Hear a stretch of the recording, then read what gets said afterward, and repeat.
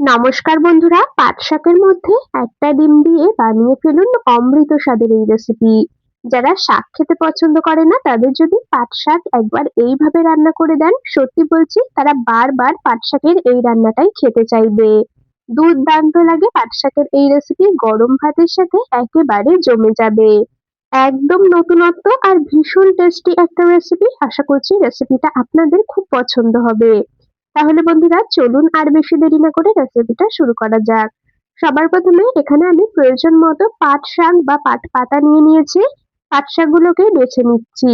দেখুন এই যে পাট পাতার যে একদম মাঝ বরাবর যে শিরাটা থাকে সেই শিরাটাকে ফেলে দিতে হবে।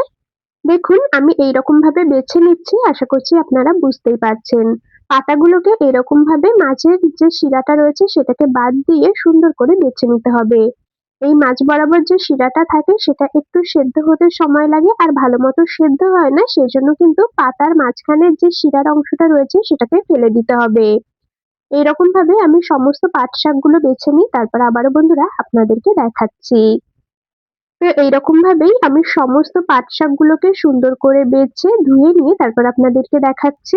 বন্ধুরা দেখুন সমস্ত পাট পাতাগুলোকে সুন্দর করে বেছে বেশ কয়েকবার জল পাল্টে পাল্টে আমি ধুয়ে নিয়েছি একদম পরিষ্কার করে। আর এখন এই পাট শাকগুলোকে কুচিয়ে কেটে নেব। একদম ঝিরিঝিরি করে বা একেবারে মিহি করে কুচিয়ে নেওয়ার কোনো দরকার নেই, একটু বড় বড় থাকলেও কোনো অসুবিধা নেই। তো আমি একটা ছুরির সাহায্যে দেখুন এইভাবে কুচিয়ে কেটে নিচ্ছি। বন্ধুরা আমি কাজটা করতে থাকি আর আপনারা কিন্তু অবশ্যই আমাকে এই সময়টা কমেন্টসে জানিয়ে যাবেন আপনারা কে কোন জায়গা থেকে আমার আজকের এই রেসিপিটা দেখছেন, তবেই না আপনাদের কমেন্টসে ধন্যবাদ জানাতে পারবো। এদিকে আপনাদের সাথে কথা বলতে বলতে আমি সমস্ত পাট শাকগুলোকে সুন্দর করে গুছিয়ে কেটে নিয়েছি। তারপর একটা পাত্রে তুলে রাখলাম। এখন এই পাট শাকটা সাইডে সরিয়ে রাখবো, রান্নাটা করার জন্য চলে যাব ওভেনের কাছে। গ্যাসের ওভেনে একটা কড়াই বসিয়ে দিয়েছি, কড়াইটা খুব ভালো করে গরম করে নিয়ে তার মধ্যে অল্প পরিমাণে দিয়ে দিলাম সর্ষের তেল। তেলটাকেও বেশ সুন্দর করে গরম করে নিয়েছি, এখন এর মধ্যে দিয়ে দিচ্ছি অর্ধেকটা পেঁয়াজ কুচি। একটা মিডিয়াম সাইজের পেঁয়াজের থেকে অর্ধেকটা পেঁয়াজ কুচি এখন ব্যবহার করলাম আর বাকি অর্ধেকটা আমি পরে রান্নায় ব্যবহার করব। পেঁয়াজ কুচিটাকে সুন্দর একটু নরম করে ভেজে নিতে হবে। হালকা একটু গোল্ডেন ব্রাউন রং ধরা পর্যন্ত, একটু নরম হয়ে আসা পর্যন্ত পেঁয়াজ কুচিগুলোকে সুন্দর করে ভেজে নিতে হবে। তো পেঁয়াজটাকে হালকা করে একটু ভেজে নিয়েছি, এখন এর মধ্যে দিয়ে দিচ্ছি চেরা কাঁচা লঙ্কা। মোটামুটি 6 থেকে 7টার মতো আমি চেরা কাঁচা লঙ্কা দিয়ে দিলাম। আর দিয়ে দিচ্ছি একটা মিডিয়াম সাইজের আলু। আলুটাকে এরকম ছোট ছোট ডুমো ডুমো করে কেটে নিয়েছি, সেটা দিয়ে দিলাম। খুব ভালো করে এখন সমস্ত কিছু একসাথে ভাজা ভাজা করে নিতে হবে।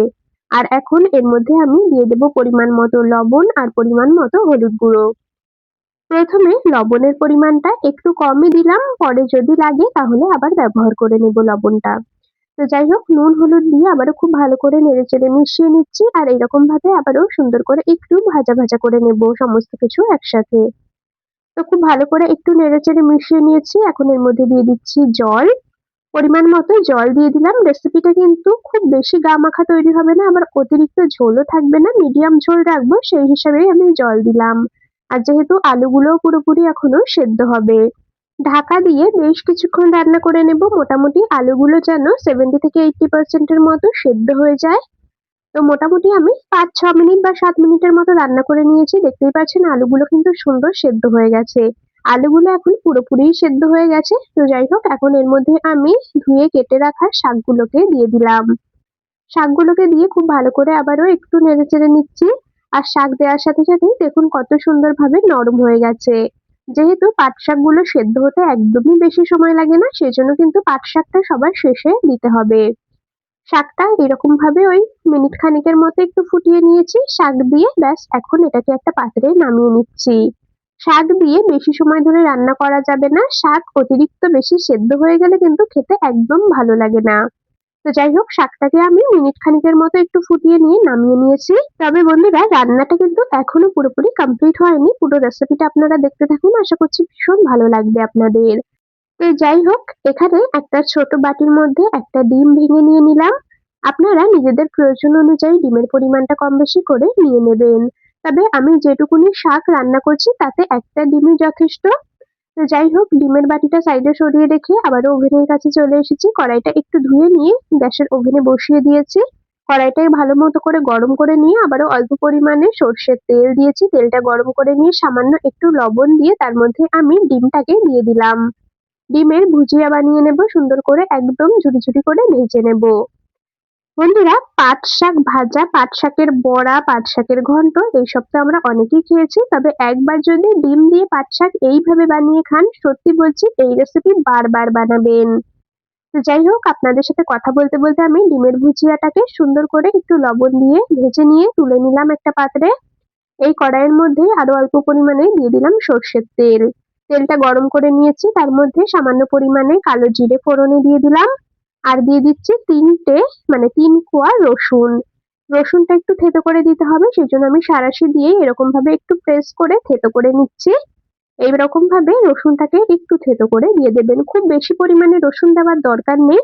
আমি এইটুকুনি রান্নাতে ৩ কোয়া মতো রসুন দিয়েছি। তো যাই হোক, থেতো করে নেওয়া রসুনটাকে দিয়ে হালকা একটু ভাজা ভাজা করে নিয়ে আবারও দিয়ে দিলাম অর্ধেকটা কুচিয়ে নেওয়া পেঁয়াজ।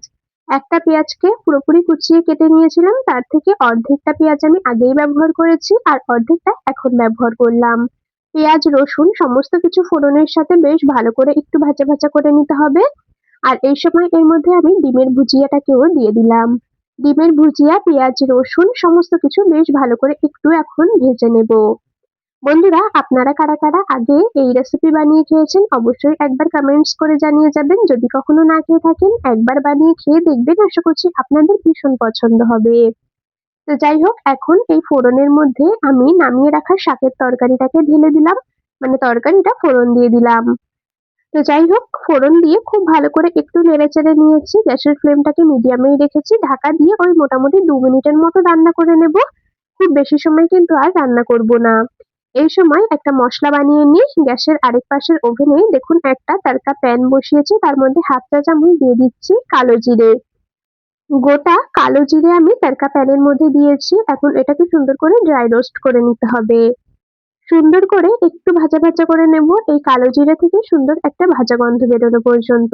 কালো জিরেটাকে ওই মিনিট খানিকের মধ্যে একটু নেড়ে চেড়ে নিয়েছি, দারুণ সুন্দর একটা ভাজা ভাজা ফ্লেভার বেরিয়ে গেছে। এখন এটাকে নামিয়ে নেব। কালো জিরেটাকে সুন্দর করে গুঁড়ো করে নিতে হবে, সেজন্য একটা হামানদিস্তার মধ্যে সরাসরি আমি নামিয়ে নিলাম। আর একদম মিহি করে কালো জিরেটাকে বেটে নিই, তারপর আপনাদেরকে আবারও দেখাচ্ছি। আপনারা চাইলে শিলেও কিন্তু এই কালো জিরেটাকে সুন্দর করে বেটে নিতে পারেন। তো এদিকে আমার মশলাটা একদম সুন্দর করে গুঁড়ো করে নেওয়া হয়ে গেছে। এখন এটাকে সাইডে সরিয়ে রাখলাম। আবারও ওভেনের কাছে চলে এসেছি। ওই মোটামুটি আরো ২ মিনিটের মতো ঢাকা দিয়ে রান্না করে নিয়েছি। এখন ঢাকাটাকে খুলে নিলাম। তো দেখুন, রান্নাটা কিন্তু একদম কমপ্লিট হয়ে গেছে। এখন আমার মনে হচ্ছে লবণ একটু কম হয়েছে, সেজন্য আরো সামান্য পরিমাণে আমি লবণ দিলাম। টেস্ট ব্যালেন্সের জন্য সামান্য কয়েক দানার মতো চিনি দিলাম। আর যে মশলাটা রেডি করে রেখেছি তার থেকে 1/2 চা চামচের মতো মশলা আমি শাকের মধ্যে দিয়ে দিলাম। খুব ভালো করে একটু নেড়েচেড়ে মিশিয়ে নেব। রান্নাটা কিন্তু একদম কমপ্লিট হয়ে গেছে। বন্ধুরা, গরম ভাতের সাথে এই শাকের রেসিপিটা খেতে দারুণ লাগে। আপনারা অবশ্যই বাড়িতে একবার বানিয়ে খেয়ে দেখবেন, আশা করছি আপনাদেরও ভীষণ পছন্দ হবে। তো এদিকে আমাদের পাট শাকের তরকারি একদম কমপ্লিট হয়ে গেছে, আর এখন গ্যাস অফ করে দিয়ে একটা পাত্রে নামিয়ে নেব। দুপুরে গরম গরম ভাতের প্রথম পাতে পাট শাক আর ডিম দিয়ে তৈরি এই রেসিপি থাকলে খাওয়াটা একেবারে জমে যাবে। বন্ধুরা, রেসিপিটা আপনাদের কেমন লাগলো কমেন্টস করে কিন্তু অবশ্যই জানিয়ে যাবেন। যদি ভালো লেগে থাকে তবে ভিডিওটিতে একটি লাইক আর বন্ধুদের মধ্যে অনেক অনেক শেয়ার করে দেওয়ার অনুরোধ রইল। তাহলে বন্ধুরা, আজ এখানেই শেষ করছি। আবার দেখা হবে পরবর্তী কোনো রেসিপির সাথে। ততক্ষণ সকলে ভালো থাকবেন, সুস্থ থাকবেন।